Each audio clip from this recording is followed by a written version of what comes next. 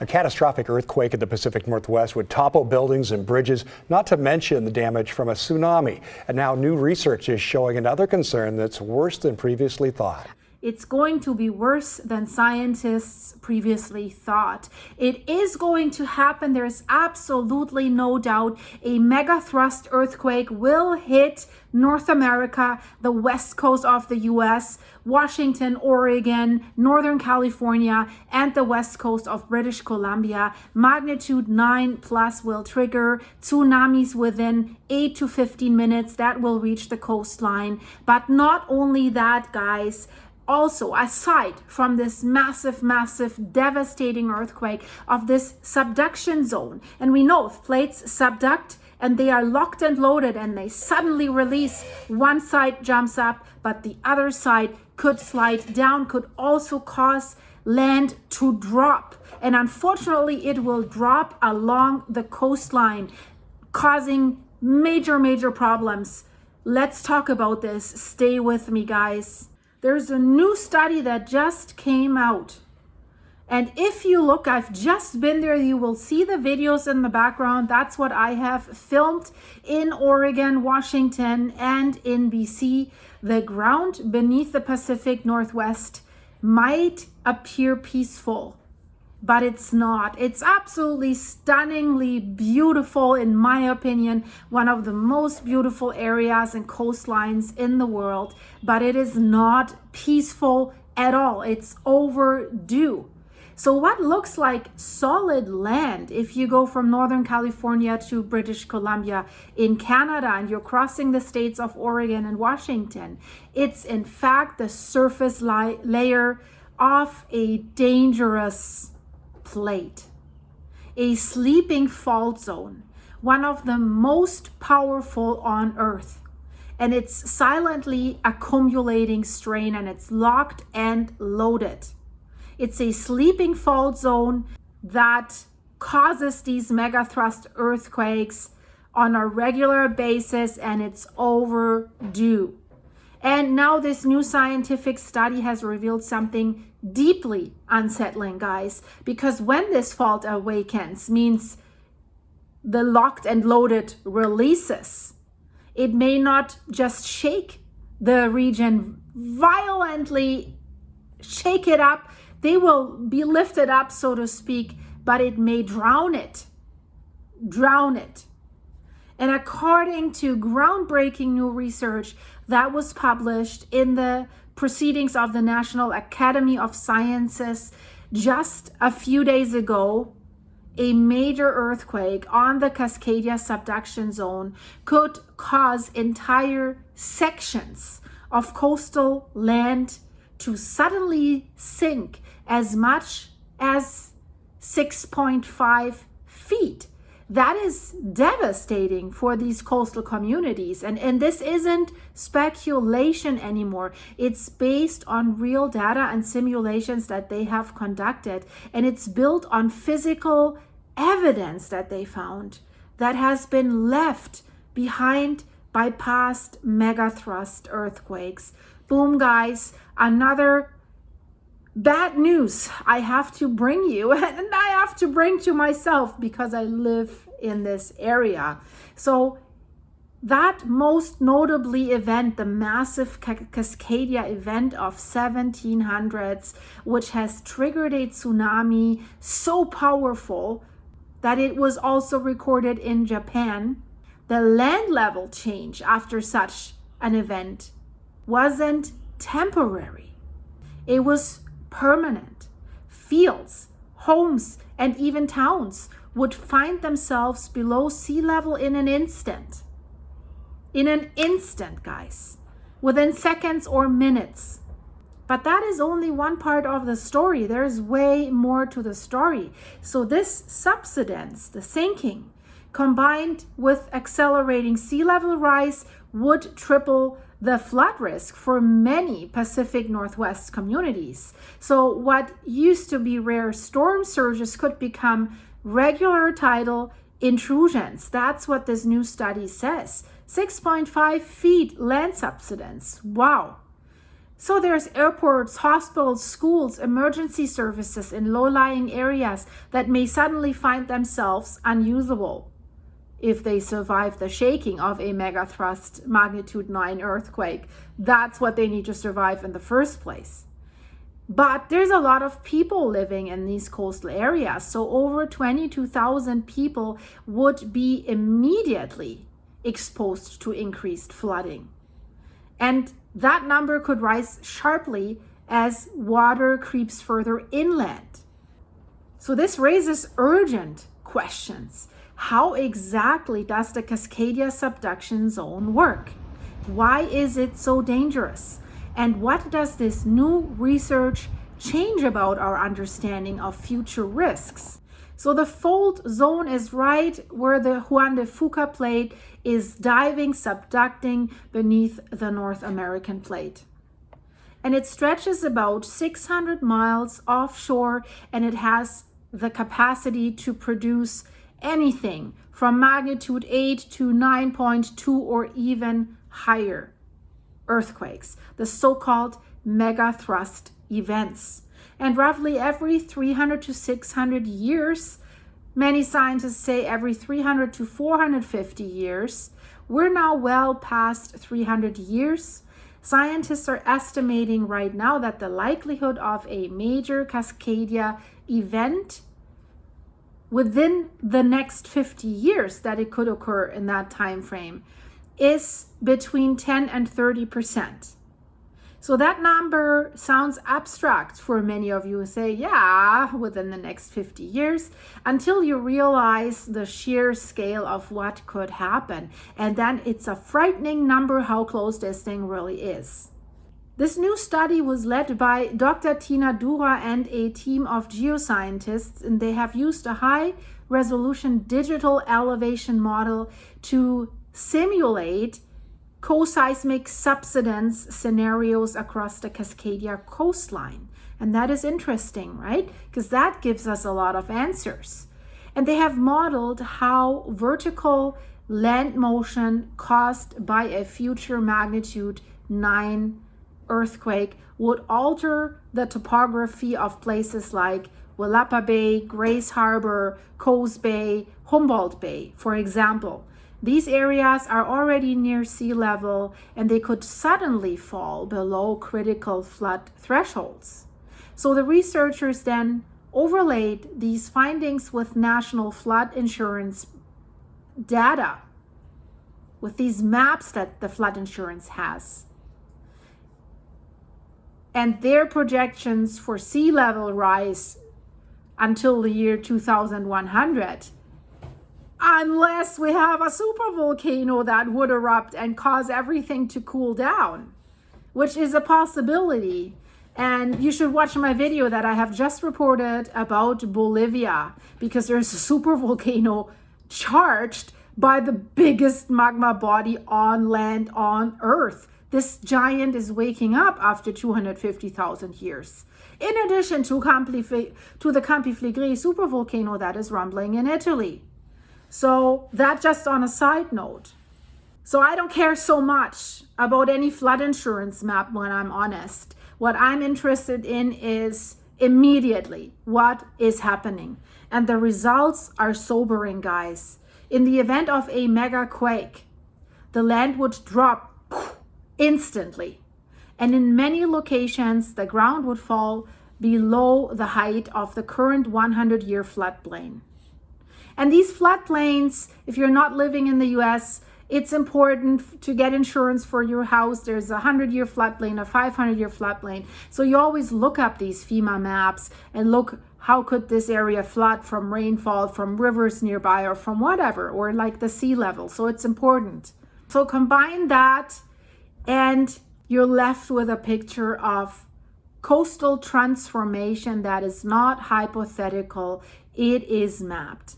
And the study calculates that the floodplain in this area could grow by 115 square miles. That's the equivalent of losing more than 70,000 football fields of land to the ocean.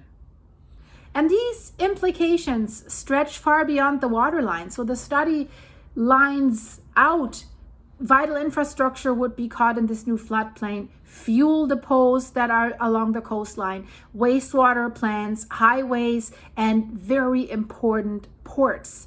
Emergency evacuation plans would need to be completely rewritten. Agricultural zones, there's lots of agriculture, could turn into salt marshes, being unusable for the region. And communities that have existed there for generations may no longer be viable. So you should know that if you're thinking about buying a house on the West Coast, like really on the coast. And this isn't just about what happens the day after the earthquake. The study highlights how these permanent shifts would make coastal resilience planning far more complex. Unlike a tsunami that is receding after it happens, subsidence does not. It stays that way. So the coastline changes completely and it stays changed. The coastal communities, we know that. I've just been there.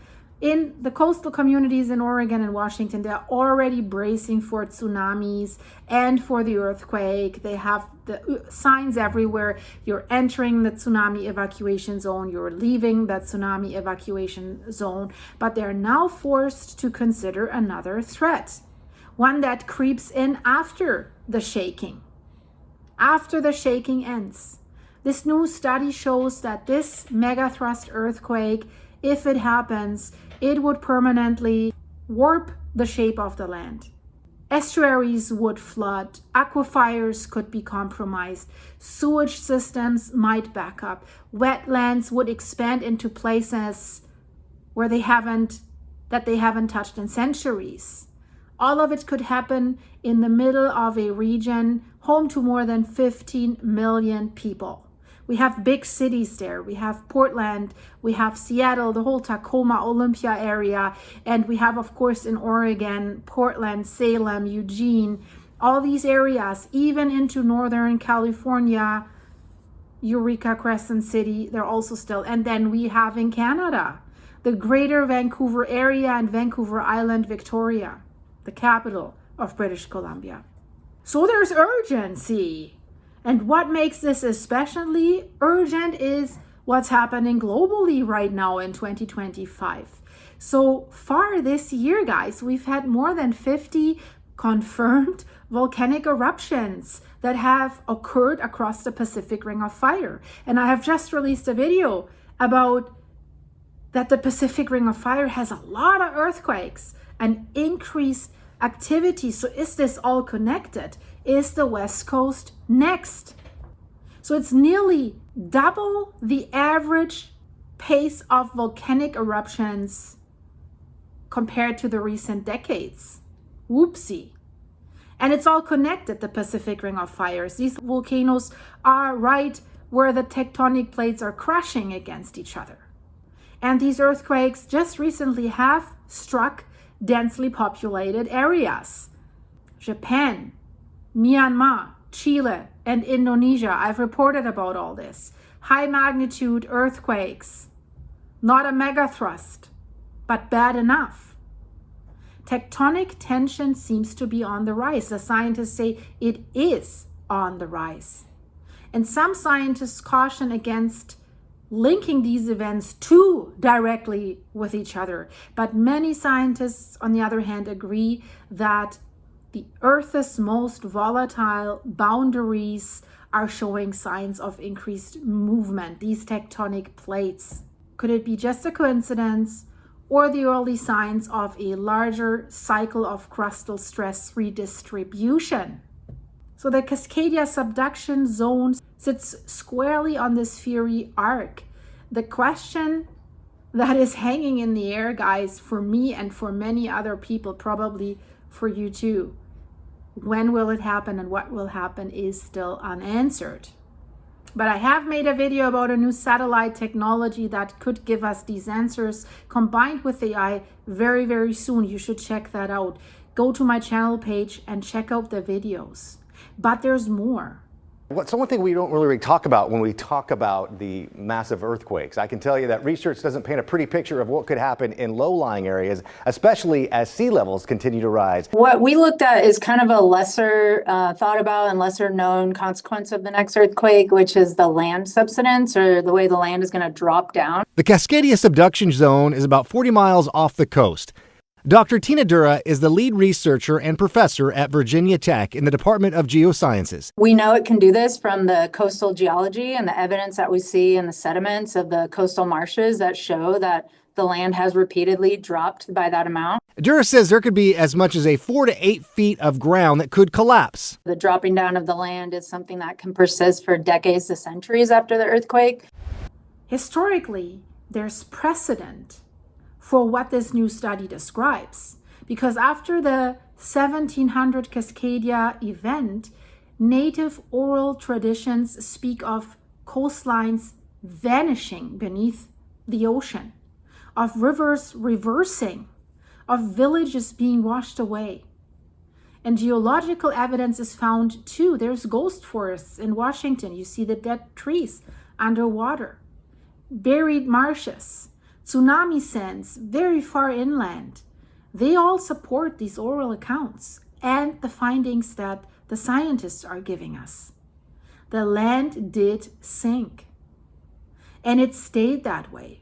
And until now, all this was seen as cautionary tales from the past, but the new research turns them into not only reality, but a forecast. And that's what's so scary. It is a forecast. It will happen. And one of the most important insights from this study, guys, is that this floodplain in this area just doesn't increase, it transforms. It shifts inland.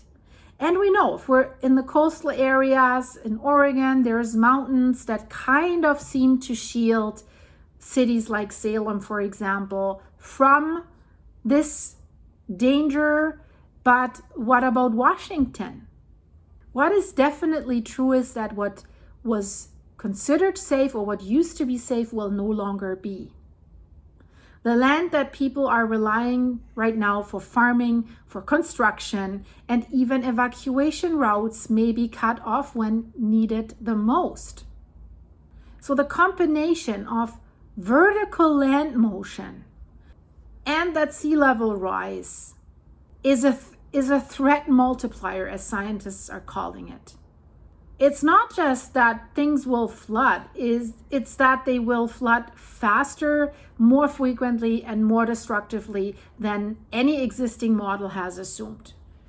And then there's the aftermath. A mega quake doesn't just shake buildings and drop land. It also severs infrastructure. Roads buckle, bridges collapse, power grids and communications break down in an instant.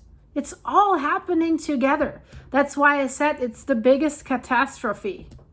It's good to sit in a high-rise right now. One of my viewers recently asked me, how can you sit right on top of a pressure cooker, one of the worst there is, and report about these dangers all the time? Well, sometimes I report live earthquakes when I feel like I've been lifted up and down. It is what it is, right? Guys, we need to at least be aware of the risk. So with nearly after the earthquake, with nearly sunken areas and flooded areas, access for help becomes even more difficult. Emergency responders will be faced with a reality that is far more complex than even the 2011 Tohoku disaster in Japan. And how bad was that, guys? We all remember how bad that was. And in some ways, it will be worse on the West Coast because unlike Japan, there is an additional problem. Most of the Pacific Northwest isn't adequately prepared at all. If I look at Vancouver, it scares me. And that's the true warning behind this study. It isn't just about the shaking, it's about what happens after the shaking. It's about land that will never be the same. It's about the quiet disasters, the floods, the displacements, the infrastructure failures that unfold days, weeks, years after the event. And it's about the false sense of safety that many residents feel simply because nothing has happened in their lifetime. So as the Ring of Fire is right now pulsing with increased activity, guys, and the Cascadia fault remains for now locked in silence, the tension is continuing to build. So what this new study has done, it has redefined the scale of the risk. It has turned theoretical consequences into mapped out measurable outcomes. The coastlines are changing, but not only because of the ocean, because the ground itself is preparing to move. And the final question, guys, the one that no model or scientist so far can answer with certainty, it remains. Will we listen before the ground gives way? Will we prepare? I have hope. This new 12 satellite system that they have started, and already a few countries are taking part in it. So far they can give 90 seconds warning. They're measuring as thin as a hair, the movement 24/7 of some fault lines, and they can detect real-time changes. I hope that with AI that is able to process this so fast that we will have a little bit of a warning, hopefully a longer warning in the future. Because let's be honest, the coastlines, Northern California, Oregon, Washington, and BC, if you're right at the coast, the outlook is grim. Because yeah, it's nice if on the highway it says this is the tsunami evacuation road, but we have all seen pictures of magnitude 7 or even 6 earthquakes, how the road are cracked and unusable. So how do you want to get away from the coast fast enough before the tsunami comes? You only have 8 to 15 minutes after the quake ends. And then the land has subsided. Do you think the roads are still intact? I think you would need a portable helicopter to get out of there. So it's a grim outlook for these coastal communities. And I'll be honest, I love the coast. I love to be on these beaches. But I always have it at the back of my head. Oh my God, how can I get out of here?